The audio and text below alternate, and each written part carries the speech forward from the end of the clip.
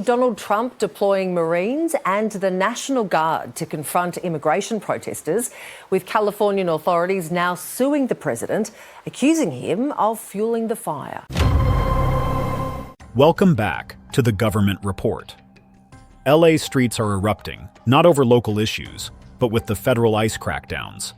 Imagine 2,000 federalized National Guard troops and 700 Marines, armed, federalized, and marching onto American soil while California's governor is powerless to stop them. That's not a protest. That's a military deployment. This isn't just another story. It's a wake-up call. When you replace local control with federal muscle, you trade democracy for domination. Governor Gavin Newsom's deployment of 300 state guard troops was legally sound. But President Trump bulldozed that decision with Title X orders and active duty Marines from Camp Pendleton and 29 Palms. Lawyers, like Loyola's Jessica Levinson, call it uncharted territory. California is suing. Lawsuits cost $25 million and counting. Meanwhile, Trump's threatening to arrest Newsom. That's not discourse, it's dictatorship by decree. The optics are chilling. Think Tacoma. Dark uniforms, distant helicopters. It feels less like America and more like Beijing or Cairo, where protests dissolve under armored feet. We're not watching California fail to keep order. We're witnessing democracy being stripped. And make no mistake, the moment federal troops suppress dissent without state request, we're on a path toward normalized political repression. Today's LA could become Manhattan in your lifetime. Start reeling now. The question isn't why, it's what's next. Democracy needs guardians. Today, the guards answered a different master. Current situation in LA. Los Angeles is once again at the center of a national storm, and it's happening fast. It all began on June 6th, when large immigration raids were carried out by ICE, Immigration and Customs Enforcement agents in the areas of Vernon and East LA. These raids focused on warehouses and ended with hundreds of immigrant workers being taken into custody. The news spread quickly and caused an immediate backlash. Community members, immigrant rights groups, and activists poured into the streets in protest. Emotions ran high. Protesters gathered in large numbers near the Roybal Federal Building and outside an ICE detention facility. Among peaceful chants and signs, one disturbing piece of graffiti stood out. "Death to America" was sprayed in giant letters. While many came to protest peacefully, the media quickly focused on something more dramatic. Waymo self-driving cars set on fire. These cars, symbols of Silicon Valley's growing power and the tech industry's often rocky relationship with working-class communities, became a striking image of the anger on display. One burned vehicle alone was worth more than $150,000, adding to the tension. The state responded quickly. California Governor Gavin Newsom sent 300 National Guard troops to protect key federal buildings. But what came next surprised many and raised serious legal questions. On June 7th, former President Donald Trump made a bold move. He used a federal law, Title X, Section 12,406, to take control of 2,000 National Guard troops. This was not a request. It was a direct federal order, and it overrode the state's authority. Just 2 days later, on June 9th, things escalated even more.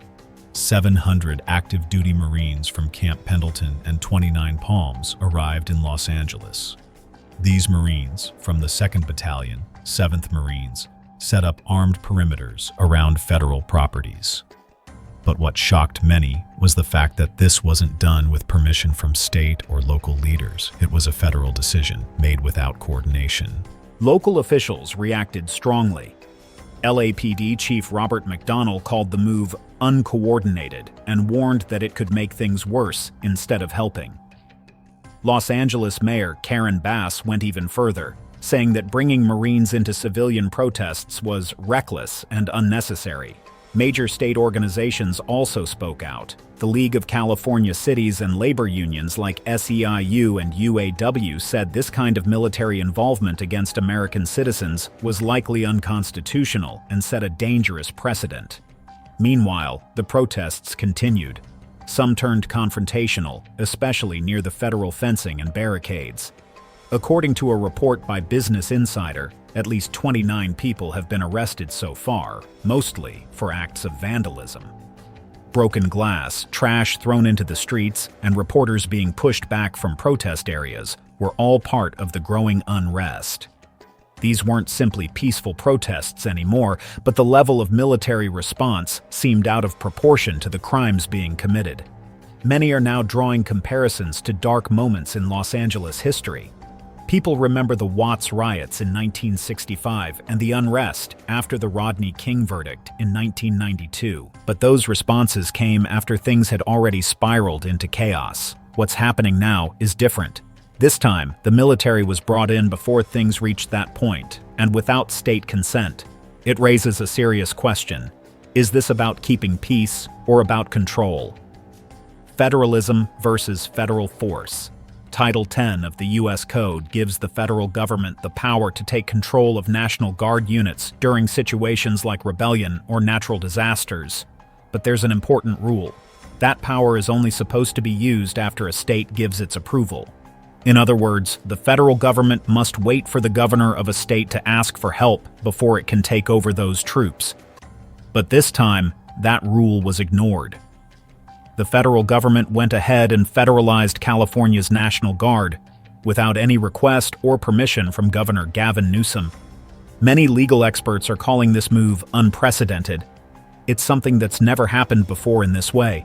In response, the state of California has filed a lawsuit against the U.S. Department of Justice. California Attorney General Rob Bonta has joined the case, accusing the federal government of breaking the law. The lawsuit claims that this action violates the 10th Amendment of the Constitution, which protects the rights and powers of individual states. It also raises concerns about the Posse Comitatus Act, a law that limits the use of military force within the U.S. to enforce domestic laws. This is not just some technical or boring legal issue. Experts say it's a major attack on the balance of power between states and the federal government. Stanford law professor Michael Kang warns that this could be the start of federal domination over the police powers that are supposed to be controlled by state governments. If allowed to stand, it could shift serious power away from states and into the hands of whoever is in the White House. And former President Donald Trump is not being quiet about his role in this. He's even said out loud that he might arrest Governor Newsom, claiming that the governor refused to call in troops during civil unrest. That's deeply concerning. In a functioning democracy, presidents do not go around threatening to jail governors. The last time federal troops were used during public unrest was back in 1992, during the Los Angeles riots following the Rodney King verdict. But that deployment happened after the state of California asked for help. This time, there's been no such request. Just a direct order from the president. No state permission, no legal process, just a decision made in Washington and enforced on California. Reporters and watchdog groups in Washington, D.C. have been trying to get more information about what's happening behind the scenes, but they've hit a wall. Legal filings are being kept classified, and even the memos about troop deployment are hidden from public view. There's no clarity about who's really in charge of these troops, whether it's the Department of Defense or the Department of Homeland Security. There's no public guidance, no clear rules, and no accountability. When that happens, it's not just a policy issue, it's a dangerous shift of power into the shadows. This legal battle between California and the federal government isn't just about one lawsuit. It's turning into a major test of how much control a state has over its territory and its people. It raises a serious question. Can governors protect their states from overreach by the federal government? If California loses this case, it could set a very troubling precedent. It would mean that any future president could override a state's decision and take control of its National Guard without consent. That would weaken the rights of every state in the country, not just California. This isn't just a state versus federal disagreement. It's a constitutional crisis in the making. Militarization of protest. When combat troops start patrolling city streets, something changes. Protests that were once peaceful and loud suddenly quiet down, not because people are calmer, but because military vehicles and armed soldiers are now watching.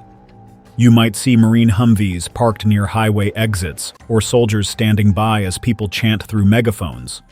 but those chants now sound like whispers. The presence of troops turns regular protests into something that feels like martial law. This isn't some distant future or a fictional story. It's happening right now. There's a law called posse comitatus that's supposed to stop the military from acting like police inside the US. But there's a loophole, Title 10. It allows the federal government to use military forces under certain conditions. That's how they get around the rules. Meanwhile, military presence alone can be enough to scare people, even if no one passes a new law. The military doesn't need legislation. They just need boots on the ground. Already, legal experts are pointing out that Marines aren't supposed to arrest civilians. But during curfews, who's keeping track of what they do? Who's making sure they follow the rules when no one's watching? Every time a high-ranking general like General Bible stands close to a state lawmaker like Miguel Santiago, fully geared in gloves and body armor, it sends a message. Your rights can be pushed aside. Civil liberties don't matter as much when the military gets involved. This isn't just fear-mongering, there's proof. In 2020, when protests broke out in Minneapolis, National Guard units were investigated by the Department of Defense for using aggressive combat-style tactics on civilians. And in Ferguson, back in 2014, federal troops used tear gas and flashbang grenades on protesters, actions many called unconstitutional. These soldiers weren't trained to handle peaceful crowds. They were trained for war, and now they're being used against fellow Americans. The impact is real and immediate. A study from UCLA found that when troops are nearby, protest attendance drops by around 15%. That's not because people stop caring, it's because they're scared. People know the difference between police and soldiers. A soldier isn't just holding a baton, they might be carrying a rifle. Critics often say, protesting isn't a crime. But when your right to speak is met with a wall of body armor and guns, it sure feels like it is. Now, layer in modern surveillance. Every street might have a Ring camera. The LAPD has drones flying overhead. Fusion centers collect huge amounts of data, and private tech companies partner with police to run facial recognition scans. Your protest is likely being filmed, analyzed, and stored, even if you're peaceful. Now imagine that on top of that, there are troops in the mix. It's not just surveillance anymore, it's control. This is the tipping point. California, like many other states, is now standing on the edge of a serious choice. Do we defend democracy, or do we slip into demographic control, where decisions are made not by votes, but by who's allowed to speak and protest without fear? If we keep going in this direction, protest won't just be discouraged. It'll be treated as a security threat. And speech, especially political speech, will no longer be free. It will be monitored, regulated, and possibly punished. That's not law and order. That's something else entirely. That's authoritarianism, wearing the mask of enforcement. Parallels abroad. Let's travel the globe, then bring the threat home. Bangkok, 2010. Thai troops opened fire on red shirt protesters, claiming stability. In 2021, Myanmar's military deposed elected leaders, shooting from rooftops at unarmed marchers, under laws meant to protect democracy. In Minsk, Belarus's Alexander Lukashenko used beatings, torture, and detainments to suppress a million-strong crowd protesting a rigged election. Here's the kicker. Those moves were wrapped in pretext: national stability, public safety, law, and order. The same justifications are being repackaged in LA with federal troops deployed under federal property protection. If you fall for that argument, you'll fall for anything. Increasingly, global democracies buffer states behind military oversight. Think Congo's election police or Kenya's paramilitary units in Kibera.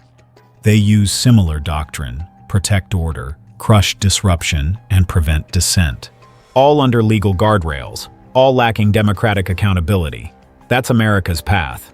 When the federal government overrides state authority, enforces arrests without warrants, and sends troops to respond to protests, What differentiates that from junta playbooks?